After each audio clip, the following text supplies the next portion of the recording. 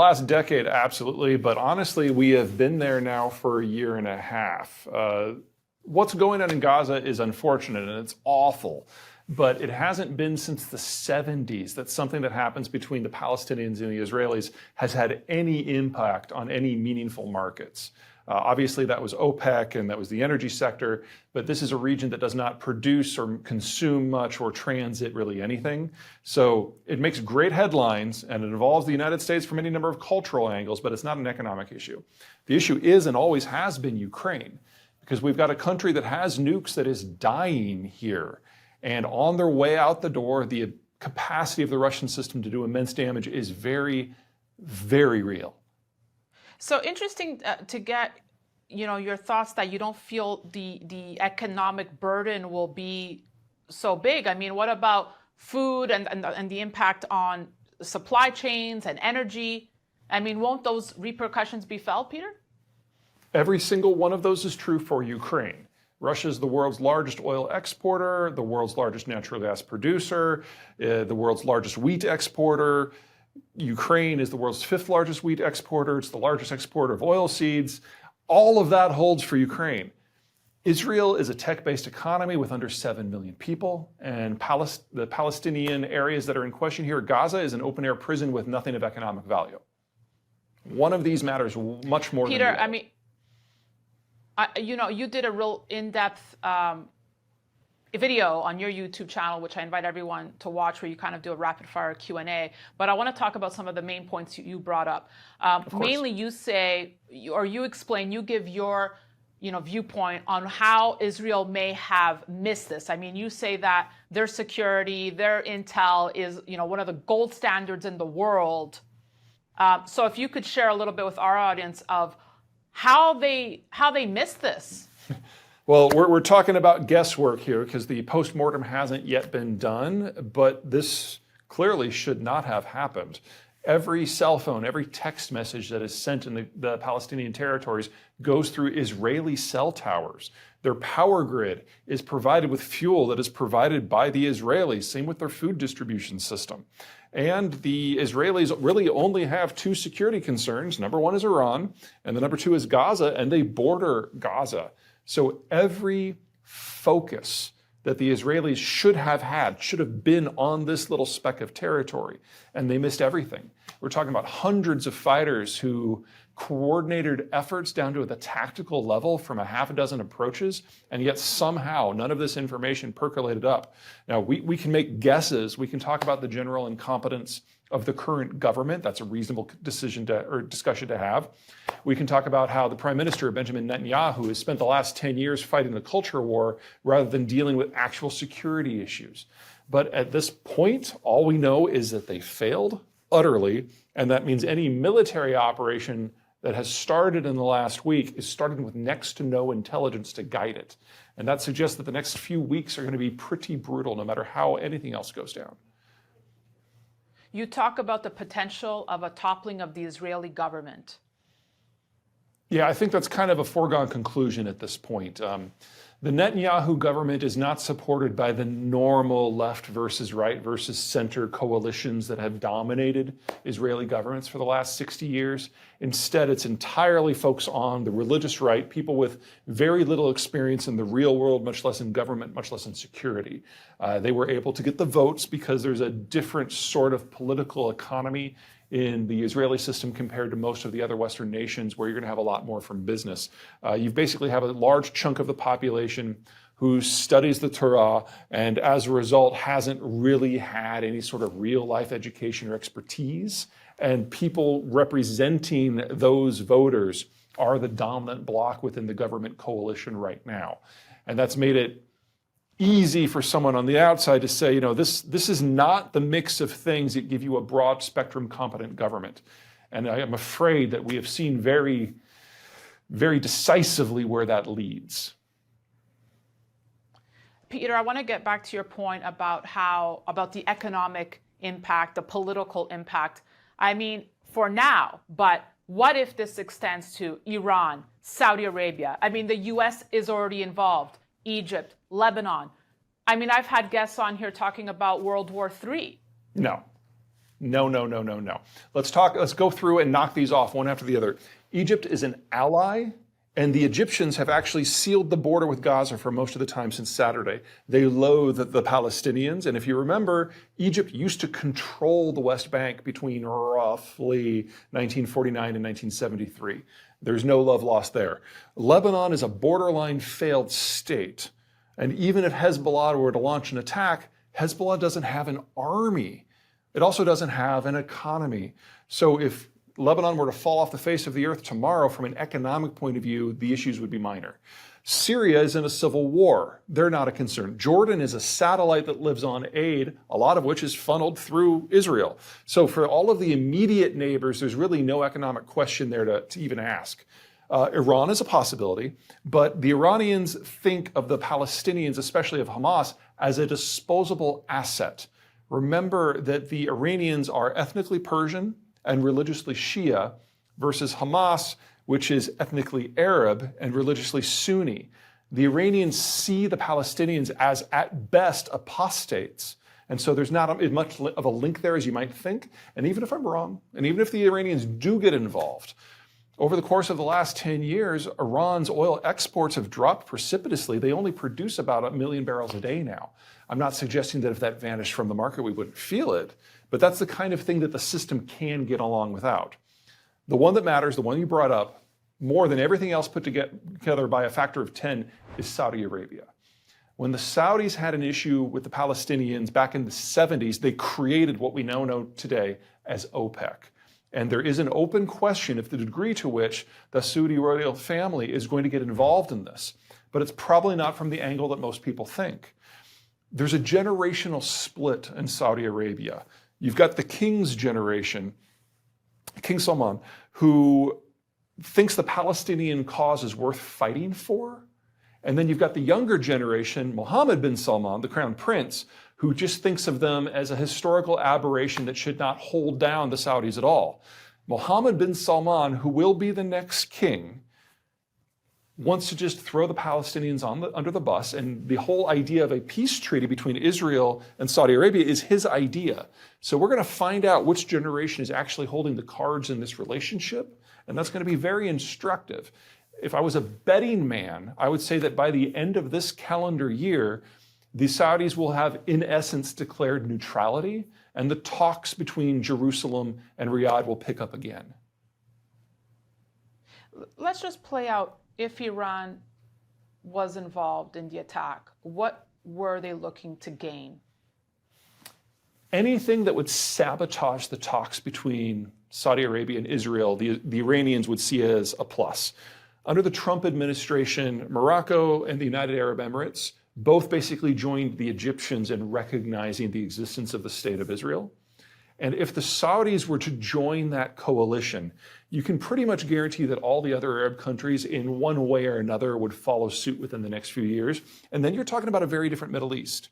If you've got all the Sunni Muslims with the vast majority of the area's population and economy all on one side facing down Iran, then it doesn't really matter what the United States does, because Iran has been the odd man out, much poorer than the others, and isolated diplomatically and economically. Anything that the Iranians can do to throw a spanner into those talks was a plus. I know we're talking about a lot of hypotheticals here, but if Donald Trump returns to office, how does this change the course of anything? Well, two things. Number one, Donald Trump is going to win the nomination but lose the general. That's a whole different topic we can go into. But hypothetically, if he were to come back, you know those bang snap firecrackers you had as a kid that you just kind of throw them on the ground and makes people jump? Trump in the Middle East is basically throwing handfuls of that every 5 minutes. That doesn't mean he doesn't have an impact. It means he doesn't have an organized impact. And this area is in the process of beating to it or moving to its own drum as opposed to what the United States wants. Remember, love it or hate it, under Trump and Biden, we have withdrawn almost all of our forces from the region. And if you don't have forces in the Middle East, you can't manipulate it very well. Peter, I'm a little surprised. Okay, let's go there because you brought it up. You think he wouldn't win the election? Because what I'm hearing after what's happened in the Middle East, and it started with talk when Russia invaded Ukraine. But now it's like the victory is sealed for Trump. Well, he will definitely win the nomination. If everyone on the Republican field were to consolidate behind a single player now, I think Trump would still win, even from prison. His hold on the base is just too powerful. We've seen two things go down in the Republican Party. One that guarantees that Trump will win the nomination, one that guarantees he will lose the general.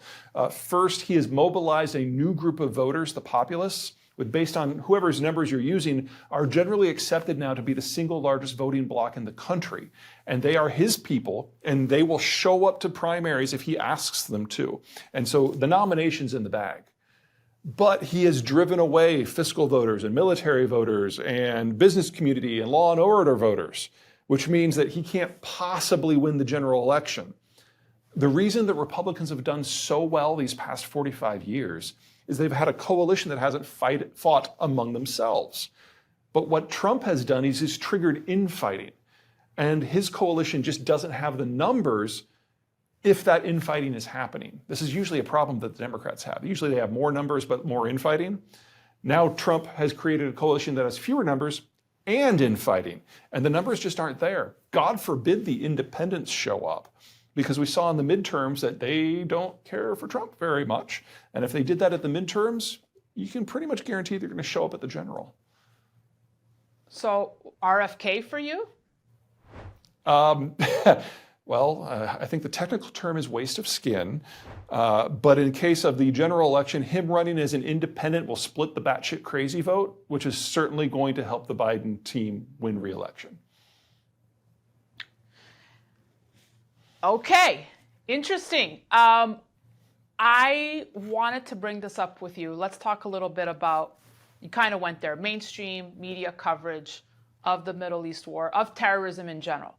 So one thing I had been thinking about, Peter, is where was talk of terrorism during COVID? Did all terrorists just take a sabbatical and say, you know what, we're going to chill out right now?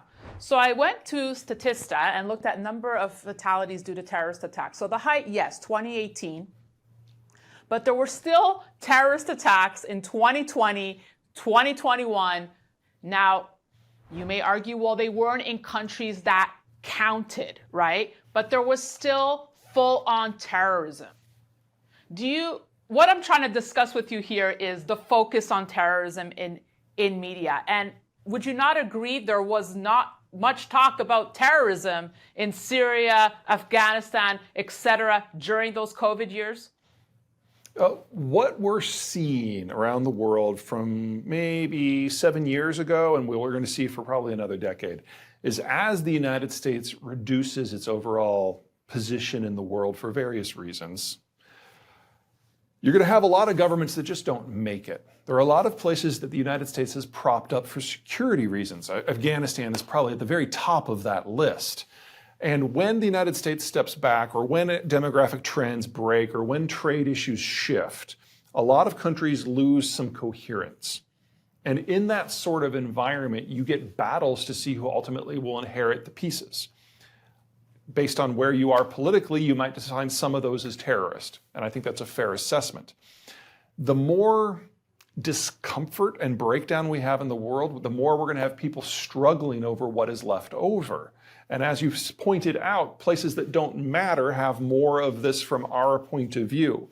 We're going to see a lot more of that. And that means places like Syria and Lebanon and Afghanistan, and to a certain degree Pakistan and India, are going to see more of this sort of activity as the center can't hold on to all of the peripheries. That's kind of hardwired in at this point. Now, the reason we haven't discussed that is because most of the places we care about, that hasn't happened to them yet. In fact, if you look at the first world, the only one where that center hasn't held so far is Greece. That means the security issue to this point has been quite manageable. That doesn't mean that's how it's going to continue, though. Well, I mean, again, in New York City, there was a day of, around the world really, but there was just such heightened security on Friday because of this day of jihad, right? So the rise of terrorist activities around the world because of this, Peter, is that a concern for you? Increasing terror activity around the world would be a concern? Absolutely. Increasing terrorist activity here? Not so much. As a rule, when you're fighting over what's left of a system, all of your fights are at home or close to it. So the Kashmiris are concerned with the Indians, the Palestinians are concerned with the Israelis, and so on. Doing a Hail Mary into a different hemisphere to launch an attack doesn't help with local control. You only do that if you're an ideologue and you're trying to get the United States to do something differently. And for Hamas, that doesn't even make the top 10 list. Peter, since it's our first time speaking, I'm curious to get your thoughts on the rise of the BRICS. I mean, we're talking about misfit countries, and here's a group of countries that, you know, were not usually invited to the lunch table, but now they're all sitting at the same table. Let's get your thoughts on the BRICS. Is it just a lot of hocus pocus nonsense talk, or do you think they're going to be a force to be reckoned with? Well, let me answer your, well, actually, I can answer both of those, no problem. So number one, there's nothing going on yet. In fact, when the South Africa summit happened, the South Africans, the Indians, and the Chinese all said publicly they had no interest in a BRIC currency. They were fine with the dollar. Now, that was missed in the United States because it doesn't match the narrative of this discussion of de-dollarization, which, to be perfectly honest, is not happening. The US dollar is used more in transactions now than ever before. The drop in first world currencies and global trade and currency reserves hasn't been the dollar, it's been the euro. That's what happens when you confiscate insured bank deposits to pay for bailouts, just FYI. That was a bad move. So, no. And there was this lovely discussion between the Indians and the Russians where they were arguing over what currency their trade should be in. And the Russians basically said, I don't want your rubles, or sorry, I don't want your rupees. And the Indians said, I don't want your rubles. And that was the end of the conversation. So that really is going absolutely nowhere outside of the financial papers in the United States. What about talk of a common currency that they're developing, one backed by gold? Yeah. There isn't enough gold on the planet, and the Chinese, the South African Indians have no interest in it. They've said so publicly. And the Russians, to be very clear, don't want a gold-backed currency. They just want everyone to use the ruble. So you think that they'll never come to like a common front? No, there is no constellation of economic forces that all of them subscribe to. I mean, they all obviously have significant trading relationships with the Chinese, but the Chinese manipulate their currency vociferously in order to achieve economic and political gains. So no one wants to use the yuan. Okay. In fact, the Chinese don't want to use the yuan. Well, let's talk China here. Sure. Because I watched an interview you did with Joe Rogan, where you said you believe China's collapse is imminent with only 10 years remaining before potential disaster. And correct me if I'm wrong, a lot of your thesis is tied to the fact you think they're lying about their population. That's much less than reported. I don't think they're lying about their population. In the last 3 months, they've come out and said that their data was wrong. In fact, over the course of the last 3 months, they've updated a lot of their data, and they're now admitting publicly that their birth rate has dropped by 70% in just the last 5 years, which is the sharpest decline of any ethnic group in any era in human history. And the Shanghai Academies of Sciences is saying that even this new update is probably wrong, and they've probably overcounted their population by more than 100 million people. So the scope of the downward slide here is just immense. So it's interesting because before the outbreak of the war in the Middle East, what were we talking about, Peter? We were talking about potential war between USA and China. So what happens to that narrative? I don't want to rule out the possibility of a conflict. I would just say that we don't know. Chairman Xi has sequestered himself, and he's built such a tight cult of personality that even basic information is not percolating up to the top. So he is broadly unaware of the country of which he is ruling now. We've seen a lot of statistics disappear as a result because the people in the bureaucracy think that making this stuff go away is what Xi wants. This is how he basically made due diligence functionally illegal in the country. This is why COVID data isn't even collected anymore. This is why consumer confidence data isn't collected. So predicting what Xi personally will do now has become a bit of a fool's errand because we don't even know what basic information he's coming out. So, you talk about the battlefield in Ukraine, or you talk about wheat prices, and you can see how that might influence Vladimir Putin's decision making. But the information isn't making it to Xi. And so we don't know what sort of sea of information he's even operating in, which makes it almost impossible to figure out what he might do. What I can say is when you have this degree of breakdown in information flows, military decision-making kind of goes in the crapper as well. Peter, just to wrap here, as I mentioned at the start, you're a keynote speaker at the Stansberry Alliance conference in Vegas. It's a room full of investors. I mean, what's your message there? We're going through the greatest period of economic change in everybody's lives. I mean, this is what's going on right now with the breakdown of globalization, with demographic flips, with what's going on with the Chinese situation. We haven't seen these sort of shocks since a minimum World War II. And what's different about this, and why it's probably in the end going to be much more dramatic than what we've seen, is the population structures have shifted. After 70 years of industrialization, we've had fewer and fewer and fewer kids on the world as a whole. And a lot of advanced countries, Germany, Korea, Taiwan, China, are going to have so many retirees that they can't function as modern systems because they don't have the young people for consumption or the middle-aged folks for production. This all ends this decade. And that changes financial structures. That changes how we manufacture. That changes how we consume. And we don't have a model at the moment for what it looks like on the other side of this. What I can tell you for sure is that the United States has more time than everyone else, because whatever you want to say about the baby boomers, and there's a lot we can say, they did one thing that their cohorts, their peers, and the rest of the world didn't do. They had kids. And so we've got the millennials, and they will save us all. Wow. That's putting a lot of faith in the millennials, Peter. But I guess it ties in to my opening comments about Jamie Dimon's latest, because whether you agree with him or not, I think it's still a dire warning, and it warrants a new way of thinking that investors have to wake up to. So I mean, let's just leave it with this. One takeaway, how should investors be repositioning themselves? What should they be thinking about at night? Is there anything they can do to be better prepared for these changing demographics and times?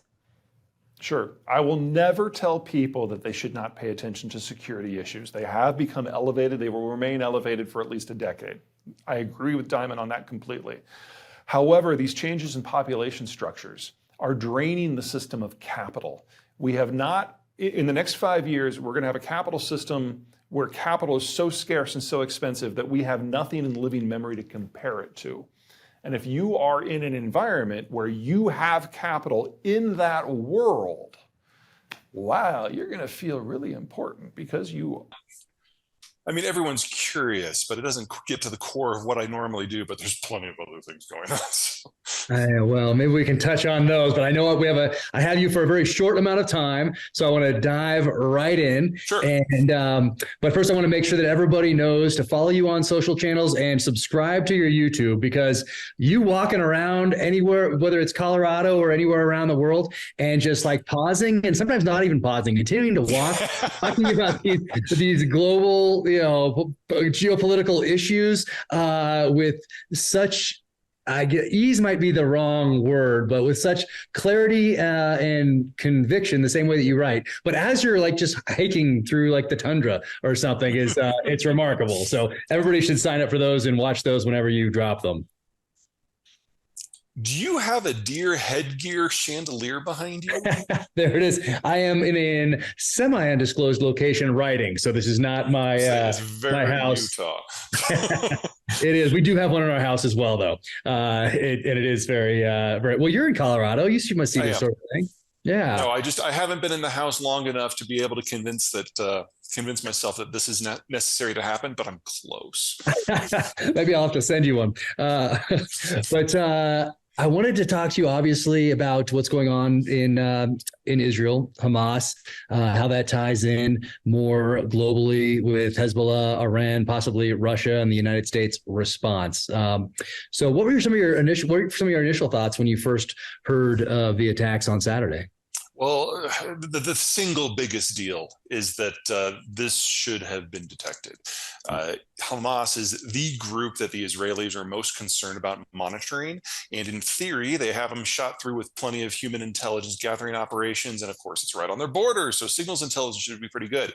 And the idea that you could have conservatively 500 Hamas fighters, probably closer to 1,000, cross the border in a surprise assault that from 20 different vectors using a half a dozen different transport methods, and none of it was detected before it went down. That is an intelligence failure that is just colossal. This isn't like 9/11, where it was some fringe group using a novel method of attack. These are all known factors. And for the Israelis to miss this, I mean, at a minimum, this is going to cause the downfall of the government, which a lot of people probably think is not all that bad of a thing. But it's definitely going to cause a complete top to bottom overhaul of how the Israelis do everything, just like it did the last time something like this went down 50 years ago, when the Israelis reformed their intelligence systems in the aftermath of the Yom Kippur War and became the world standard. So somehow, somewhere in the last 20 years, it's all fallen apart. And it makes you wonder what else they're missing. I mean, there's some parallels to us after the Cold War, relying more on signals type intelligence, technical type intelligence, rather than human type intelligence. That, right, and there's pros and cons of each method, but the foes that the United States is primarily concerned about are in a different hemisphere. So you can understand why signals intelligence forms a stronger pillar for us. Gaza was right there. Yeah. And I mean, I don't know if you've felt this way or not, or if this is your assessment or not, that the Israeli intelligence services in particular had a kind of aura of not invincibility, but a outreach, a mystery, Absolutely. a mystique. That they were embedded in Hamas and Hezbollah and Iran through agents, spies, proxy groups, even, that has been shattered perhaps with this latest incursion. I mean, again, we don't have any information. The most logical conclusion today, which might be proven wrong tomorrow, is that it's a new faction within Hamas, because there's dozens of them, and it could just be a new one that popped up and somehow managed to recruit several hundred people. Even that doesn't hold together very well. Yeah. And so more geopolitically, when we talk about U.S., Israel, and Saudi, and an agreement that, I don't know on the brink is the right word, but or the right terminology, but working through normalization of relations in exchange for possibly increased oil production, decreased oil prices, and maybe some military support also for Saudi in a kind of a reorganization of the order in the Middle East. How much did that play into what happened over the weekend? If I was a guessing man, I would say that was the primary rationale for the timing, if not the attack itself. Definitely for the brutality as well. You're looking at things that Hamas has now done in the last week that even ISIS never got around to doing, in terms of just the human denigration. And so it's going to be very, very difficult for the folks in Riyadh to still proceed to cut a deal with Israel. Now, for those of you who don't like live and breathe this area, quick primer. There are lots and lots and lots of factions across the Middle East, but there's really four that matter. You've got the Turks, different ethnicity, but Sunni Muslim, semi-secular. You've got the Sunnis, which Saudi Arabia, United Arab Emirates, Kuwait, Egypt, that's the dominant group, Sunni Arabs. The third group are the Israelis, the Jews, and then the fourth are Shia Persian, so different religious sect, different ethnicity, and that's Iran.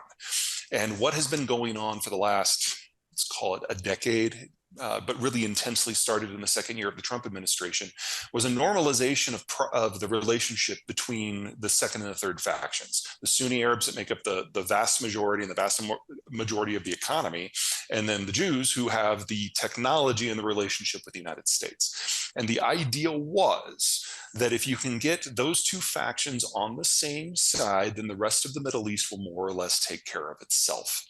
Now, there are any number of ways that you can manage the Middle East. This is one. I'm not saying it's better or worse than any particular one, but this is the one that the Biden and the Trump administrations broadly agreed on, behind closed doors. They will never say that out loud, but it's a by administration strategy. And the United Arab Emirates and Morocco have already gone down that path. And the question was whether Saudi Arabia, the biggest, the most powerful, the richest of the Sunni states, would follow. And within Riyadh, there is a familial argument. I mean, we all know about those intergenerational arguments we have at family reunions, where all the aunts and the uncles and the parents are on one side and all the cousins and the kids are on the other side. And it doesn't matter how old you are, those arguments really don't change. Well, for the older generation, the defining characteristics of the Arab identity is that the Palestinians are Arabs too. And so any sort of deal that is struck with anyone has to at least pay homage to the idea that the Palestinians should be able to control their own territory. But the next generation down, led by Mohammed bin Salman, who's a millennial, is like, yeah, whatever, that's your problem, old man. The Palestinians have never done anything for us. Gaza is an open-air prison camp. Even if we wanted to do something with it, we couldn't with all of our money. So just let it rot, and let's cut a deal with the power that matters, and that's Israel. And that will usher in a new Middle East where we lead the entire Arab world against Iran. Now, that might be a little over-optimistic, but it's not ridiculous. So what's going on in Riyadh right now is the older generation, which includes the king, and the younger generation, which includes the king apparent, are fighting about it. And we will know within a month who comes out on top based on what the Saudi position is versus Iran and Hamas. TBD. Do you think that alliance, for lack of a better term, U.S., Israel, Saudi, that kind of trilateral type of relationship would be beneficial to order in that part of the world? The word order is a little loaded. It would consolidate a certain side. And something to remember with all of this is these two countries started this without us. When we made it very clear that we weren't thrilled with the Israelis for things they were doing in the occupied territories, we withdrew some military support, and we did the same for the Saudis for what they were doing in their own region. And so the Israelis and the Saudis for about 15 years now have been playing the United States off of each other, and in doing so have gotten more weapons and more technology and more funding than we would have normally generated, with the Israelis providing military training for the Saudis and the Saudis providing intelligence on Iran for the Israelis. They already have de facto a fairly robust bilateral relationship. The question is whether the United States feels it needs to have an active role in that. So our role in these talks have mostly been handholding. This isn't like discussions between us and the Iranians where we don't meet directly and the Swiss have to run back and forth with messages. We're kind of the third wheel here. Interesting. And then when we talk about, let's look at another kind of trilateral relationship, Russia, Iran, China. What does that look like? Well, let's start with the bigger two players. The Chinese and the Russians do not like one another. It's an alliance of convenience. And the standing Russian position is that the Chinese ever cross the border into Siberia, that the Russians won't meet them with tanks and troops. They'll just nuke them. And when that is kind of like the basis of the relationship, you can imagine how much trust there is. They don't like each other. It's a marriage of convenience at the time. The Chinese really, really, really are enjoying the stalemate that has erupted in the Ukraine war, because it means everybody's eyes are over there rather than on China. And that's convenient. And it's in many ways the flip of what the Russian position was when the Americans were facing off against the Chinese during the Trump administration. They were like, hey, this is great. We can start moving things into play to grab territory we want while the Americans are focused over there. So there is absolutely no love lost. Alliance of convenience. That doesn't mean irrelevant. It's just if circumstances evolve, they will stab each other in the back in seconds. Iran doesn't get along with either the Russians or the Chinese nearly as well as they get along with one another. The Iranians look down on the Chinese as an inferior society. The feeling is mutual. And the Russians and the Iranians have fought any number of wars over the Caucasus. And whenever Azerbaijan decides to get a little uppity, the Iranians get really pissed off, because for the Russians, the Azerbaijanis are not a threat. They're small, they're remote. There's some arguments over energy transport policy, but nothing really that cuts to the core of Moscow's interests. But the single largest minority in Azerbaijan, or excuse me, the single largest minority in Iran are Azerbaijanis. And so the very existence of an independent Azerbaijan, Iran sees as a threat. And now that the Russians are pulling out of the Caucasus and Azerbaijan is taking the fight to Armenia, for Russia, they always knew they were going to sell out their Armenians. But for the Iranians, this is like the last brick in the wall breaking away to generate what they're fearing is going to be an irredentist Azerbaijan right on their doorstep with unofficial Russian blessing. So any collaboration between the Russians and the Iranians is through clenched teeth. It's not that the two players don't see a reason to cooperate. This area is messy. Everyone has been an ally or an enemy at one time or another, or both. But there's no love there. And the Iranians are fully aware that in the Russian eyes, at best, they're a distraction to be used. And it's entirely possible that today, while the Russians may, emphasis on the word may, have had a finger in what's going on with Hamas, and that may be something that the Iranians are broadly in favor of, they'll, again, sell each other out in a second if they think they can get a better deal from the United States. Interesting. I have so many questions about that Russian fingers involvement and the how and the why. But pivoting to China, didn't they sign a 2 years ago, a 25 years, some sort of strategic partnership with Iran? Yeah, whenever you see the Chinese or the Russians sign a strategic partnership, that's the code word. That means it doesn't mean anything. Okay, but are they the largest trading partner? And is it all crude oil? I don't know offhand if they're number one. If not, they're pretty close. But remember, Iran doesn't trade very much. So they've got a much slimmed down oil portfolio, and they import most of their food. And that's about the end of the trading relationship. Hmm. And when we look at the U.S. sending carrier battle group, possibly two, into the Med as a sign to Lebanon, Hezbollah, Iran to not come in from the north and not turn this thing into a broader conflict. Is that the point, deterrence, or is the point being there to take advantage of the opportunity to go in and hit whatever sites we've been wanting to? Let me be clear. If it wasn't for the hostage situation, the U.S. would have no interest in being anywhere near this. But one of kind of the unofficial agreements that you make with the U.S. government, if you're a citizen, is that no matter where you are, no matter what you've done, no matter your circumstances, no matter your crimes, we will come for you. And as soon as we know where those hostages are, we will go in hard. We will not subcontract that out to a third party. And that's why the carrier is in place. And that's the only reason the carrier is in place. People like to say, oh, this is a deterrent for Hezbollah, but we're not going to get involved in that because it's not the sort of situation that a carrier can fix. If you want to root out Hezbollah, very different circumstances from Hamas. Hamas is several thousand, several tens of thousands, several 100,000, don't know what the number is, among a densely populated open air prison of 3 million people, and going door to door through that to clear it out. Even if we threw the entire US military at that, that would not be enough for that job. So I do not envy what's in front of the Israelis or in front of the Palestinians on that front. There is no way that is going to be anything but hideous. Lebanon actually has terrain. It's mountainous, there are forests, and so it's a more traditional Afghan style operation, if you will, and we want nothing to do with that. We had 20 years of that. Thank you, we're done. Do you think nuclear supremacy in the Middle East plays into any of this? I saw something, I think it was in the Times of Israel, with Netanyahu suggesting that Saudi Arabia get some sort of uranium enrichment program going. Do you think there's some sort of tacit agreement that with that nuclear power, energy, possibly weapons are involved in the Israel-U.S.-Saudi side of things? Not in the short term, at least. Probably not in the midterm.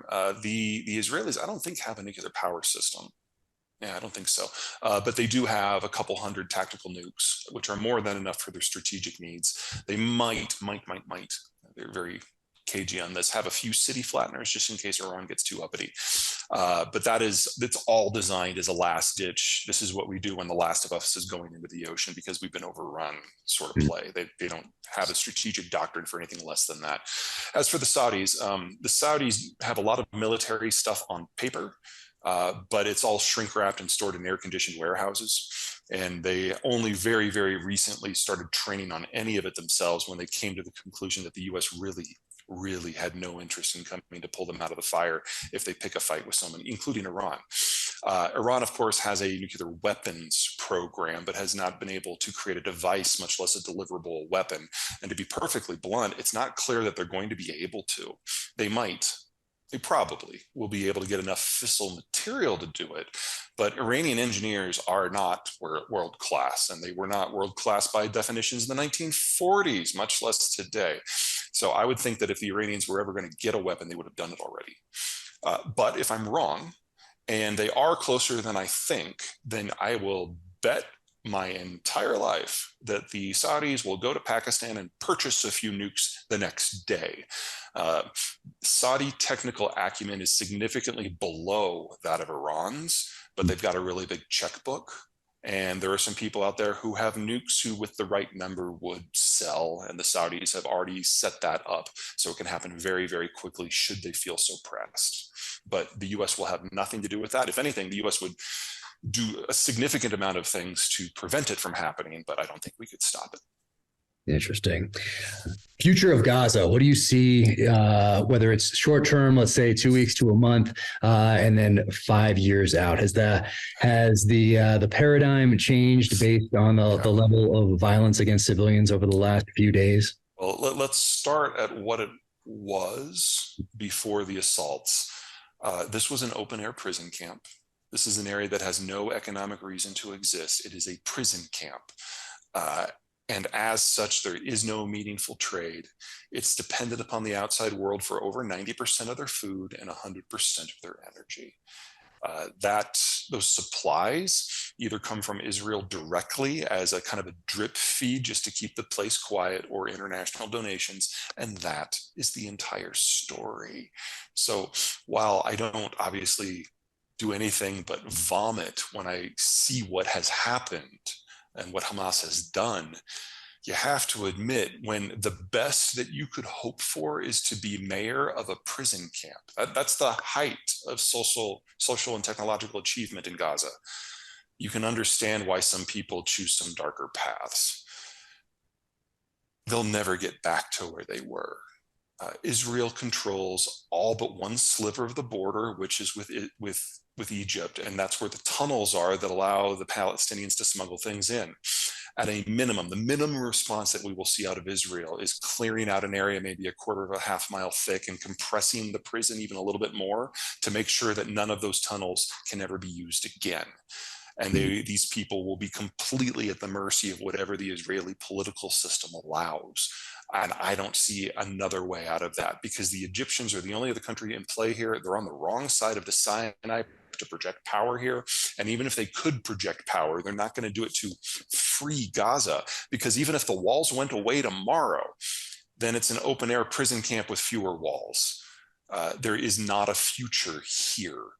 And now that we've seen very clearly that Hamas cannot not only patrol its own territory to prevent things like this from happening, but actually encourage things like this to happening. There is no administration that can go in there and fix this. So you're looking at a degree of organizational chaos if the Israelis win and do root out Hamas. And if they fail, then you're talking about a state of on again, off again, open warfare with a people that have nowhere to go. The humanitarian scale of what's about to happen is going to be horrific. Yeah. And future of Israel, when you look, Iran, when you look at Iran and their connections to Hamas, Hezbollah, what do you see in their future, whether it's short term or long term? And is it dependent on what happens here in the next couple months with Israel and Hamas and Hezbollah? Well, from our last talk, we talked a lot about China and Russia and how we're going to both outlive both of those countries. We're not going to outlive Iran. Iran's been around for a very long time. It's had good government continuity over most of the 4,000 plus years that Persia has been in existence in some form. And the ruling class isn't one person like it is in China. It's a group of 10,000 mullahs. So even the world's most aggressive assassination campaign can't wipe that out. In addition, it's mountainous. So the military challenge of ever defeating Iran in any circumstance is almost impossible. That doesn't mean it's going to be a dynamic economic power. That doesn't even mean it's destined to be a long-run oil exporter, but it does mean it's durable.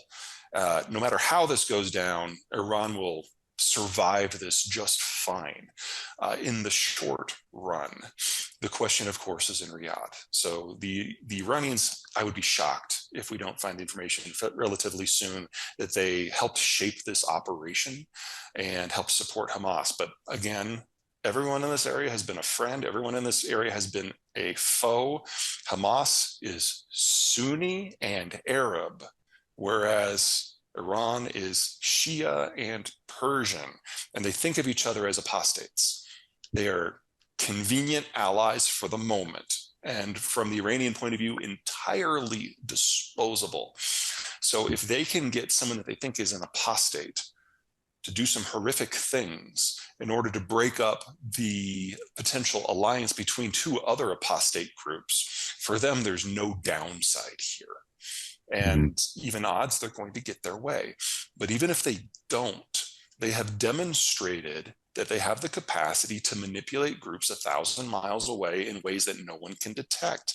From their point of view, there's no downside here. From their point of view, there's nothing but potential successes ahead of them, because if they really did have a role in this, then there's no reason to expect that they can't do it again with another group that maybe is even a little bit more ideologically allied, such as Hezbollah, who are Shia.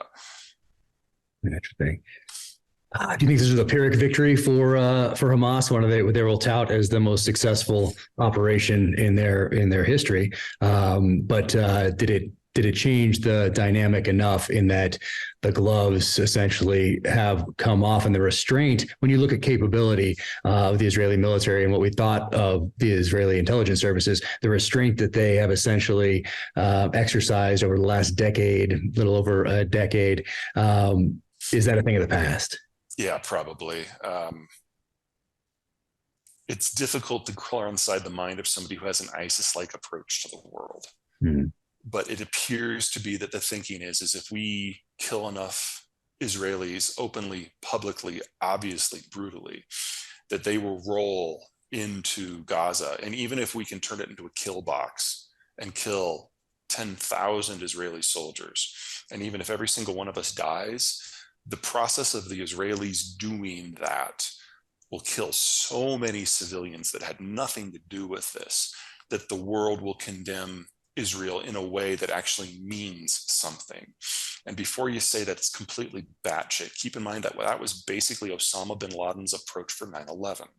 You bait the United States to do something it wouldn't ordinarily do, and in doing so, trigger a region-wide uprising to overthrow the secular governments of the region. It didn't work, but that didn't stop them from doing it.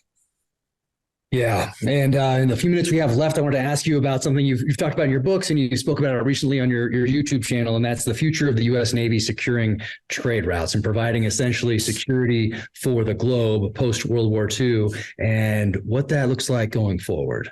Well, that's a big jump from Gaza, but sure. Okay, so the whole idea of globalization is it was a bribe. We were so scared of Stalin in the days after World War II that we knew that we needed millions of people to stand between us and the Red Army. Globalization is what we did. We used our Navy to patrol the open oceans to create global trade. And in exchange, you had to join us in the Cold War. And for the Europeans, that meant standing up and facing off against the Russians. And it worked. But the strategy that worked when we were the world's only Navy has steadily faded. Ever since 92, when the wall came down, we've been backing away from that security role, and we have elected a series of ever more economically nationalist presidents, culminating in Joe Biden. People forget that from an economic international point of view, that Biden and Trump are the two most similar presidents we've ever had. Just one of them knows how to use a grammar checker. We're not in the 50s anymore. The Soviets had a navy, but they were almost landlocked. Their navy split up in 4 different seas. So it wasn't until after 1992 that we saw meaningful navies rise up in third powers in a degree that could potentially challenge us, with China, of course, being at the top of the list, but Japan's no slouch. The Brits are back in the game. The French never went away. The Turks have got some interesting stuff, and the Russians are now sharing their technology with anyone who will pay for it. India has made the board as well. So to maintain that position would require a much more powerful naval patrolling capacity than we had back in the 1980s. And our Navy patrolling capacity is much less than it was in the 1980s, because like everybody else in 1992, we declared kind of an end to history, and we changed the way our Navy works.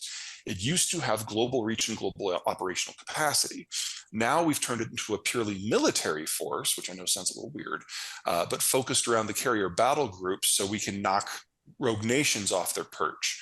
So we today have 12 of those, and all of our ships are basically committed to providing the defensive rings around the carriers. And they're the most powerful military platforms and units in human history, but we no longer have a large enough fleet in numbers to be everywhere at once like we used to be. And there are challenges in most of those places.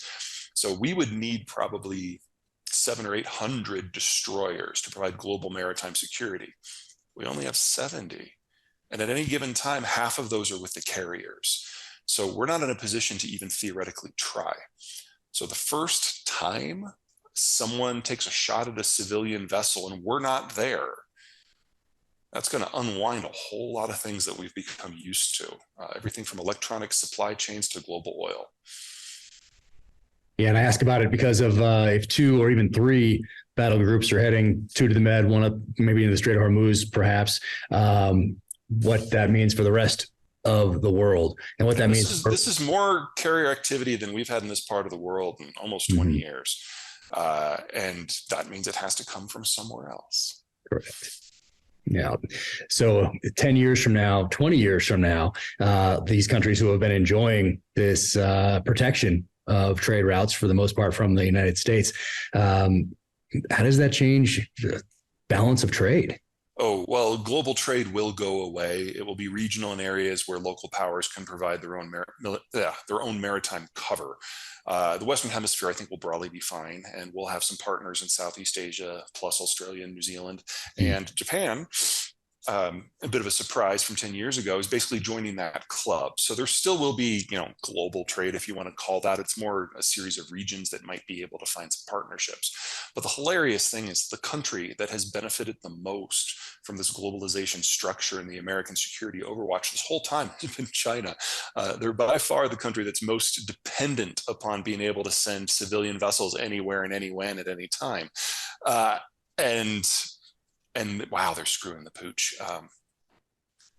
There are a lot of people who talk about the Chinese playing the long game and being very well thought out. And I'm like, no, it's a cult of personality. It's one dude making policy in a room by himself, and he's doing so many stupid things. And challenging the US Navy is probably just the height of idiocy, because that is the backbone for his country's economic existence, not success, existence. They import 3/4 of their energy, and they import 3/4 of the stuff that allows them to grow their own food. And that's before you start considering the income that comes and the technology that arrives because of their play in global electronics. All that is being pissed away. That's why I love talking to you. And I know I got to let you go. If there's one thing that you wish Americans would think about, understand about the situation in Israel with Hamas right now, what is that one thing? There's no win here for anyone. So be careful who you condemn. Interesting. And is there a new book on the horizon? What do I have to enjoy next? Have everybody read your book? Read them all. On that. No comment yet? I've pretty much nonstop for the last year and a half, so there hasn't been time to think about it, but I will start thinking about it next year. All right. Well, keep me posted. I can't wait to read it, whatever it is. And anyone else listening out there, be sure and follow Peter on those social channels. And